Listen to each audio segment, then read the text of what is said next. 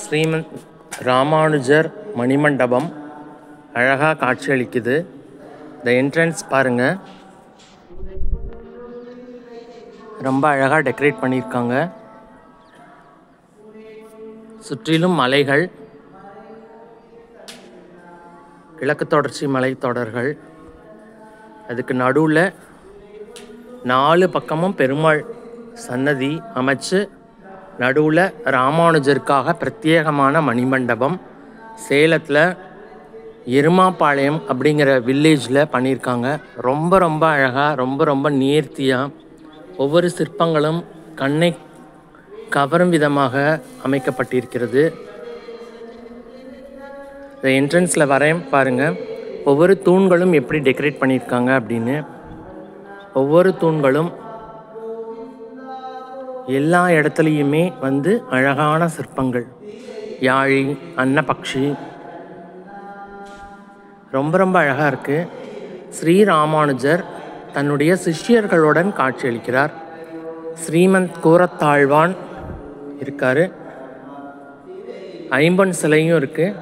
பக்கத்திலேயே முதலி ஆண்டாள் அப்படிங்கிற சிஷ்யரும் இருக்கார். இந்த கூரத்தாழ்வான் கேள்விப்பட்டிருக்கீங்களா? இவருடைய கண்களைத்தான் சோழராஜா கிருமிகண்ட சோழன் அப்படிங்கிறவர் பிடுங்கிட்டார். ஏன்னா ராமானுஜரை கொல்றதுக்காக திட்டம் போடுறார். ராமானுஜர் நானேன் அப்படின்ட்டு போகிறார், வாதத்தில் வெல்றார். இருந்தாலும் சிவபதத்தை சொல்லாதபடியால் அவர் கண்களை கேட்கிறார். இவரே கண்களை பிடுங்கி கொடுத்துடுறார்.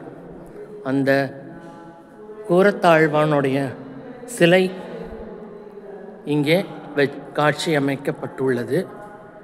ரொம்ப அழகான மணிமண்டபம், ரொம்ப அழகாக இருக்குது, நேர்த்தியாக இருக்குது. சேலத்துக்கு வரவங்க கண்டிப்பாக சேவிச்சிருக்கோங்க. இப்படி ஹைதராபாத்லாம் நம்மளால் போக முடியாது. ஹைதராபாத்தில் ராமானுஜருக்காக பிரத்யேகமான ஒரு கோவில் இருக்குது. ஸ்ரீபெரும்புதூர்லேயும் ஒரு கோவில் இருக்குது. இங்கே சேலத்தில் மணிமண்டபம்னு பண்ணியிருக்காங்க. அவருடைய வாழ்க்கை வரலாறு எழுதி வச்சுருக்காங்க. அவர் யார் எங்கெங்கே இருக்கார் அப்படின்னு எல்லாமே இதில் ரெக்கார்ட் பண்ணியிருக்காங்க. ரொம்ப அழகாக இருக்குது.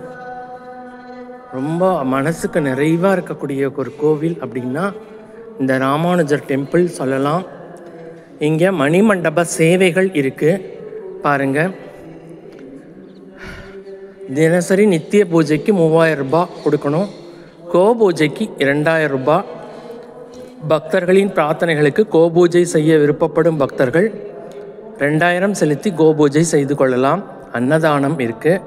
தினசரி மதியம் 40 நபர்களுக்கு அன்னதானம் வழங்க நாள் ஒன்றுக்கு 1000 செலுத்தி அன்னதானத்தில் பங்கு கொள்ளலாம். லகு கோபூஜை அது 500 ரூபாய்.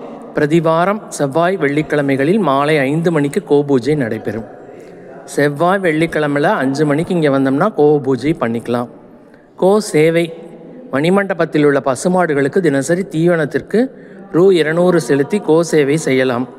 மற்றும் மணிமண்டபத்தில் மீதமுள்ள திருப்பணிகளுக்கு நன்கொடைகள் வரவேற்கப்படுகிறது. ரூ. 25,000 நன்கொடை வழங்குவோர் பெயர் கல்வெட்டில் பதிக்கப்படும். ஓம் நமோ நாராயணா.